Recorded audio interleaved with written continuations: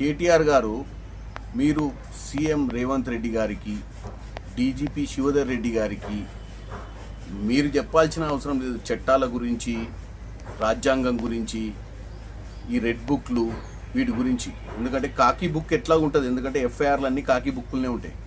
మీరు అంటున్నారు ఈరోజు మేము రెడ్ బుక్ తెరుస్తాము 3 ఏళ్లలో అధికారంలోకి వస్తామని. మీరు 3 ఏళ్లలో అధికారం వస్తున్న విషయాన్ని పగటి కళ్ళాలు కనాల్సిందే.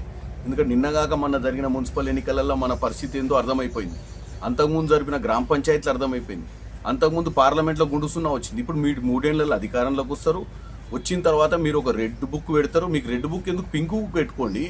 ఒక పింక్ బుక్ అయితే బాగుంటుంది, మీరు పింకీలు రాసుకోవడానికి. కాబట్టి మీరు మీ హయాంలో ఏదైతే ఫోన్ ట్యాపింగ్ కేసు ఈరోజు నడుస్తుందో, అధికారం దుర్వినియోగానికి ఈ మొత్తం ప్రపంచంలోనే ఎవరు తన గూగుల్లో కొడితే ఎవడు అధికార దుర్వినియోగం చేసిన రాజకీయంలో అంటే మీ పేర్లే వస్తాయి. ఎందుకంటే పోలీసులను ఏ విధంగా వాడుకుర్రు, ప్రైవేట్, ఆఖరికి మీ ఇంట్లో మీ సొంత చెల్లె ఈరోజు చెప్పాల్సిన పరిస్థితి వచ్చింది.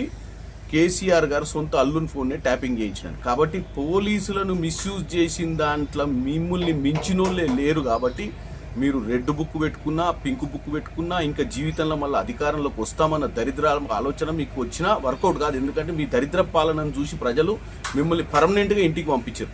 కాబట్టి మీరు చేసినటువంటి దౌర్జన్య పాలన, మీరు మిస్యూజ్ చేసినటువంటి పోలీసులను మేము మిస్యూజ్ చేస్తలేము.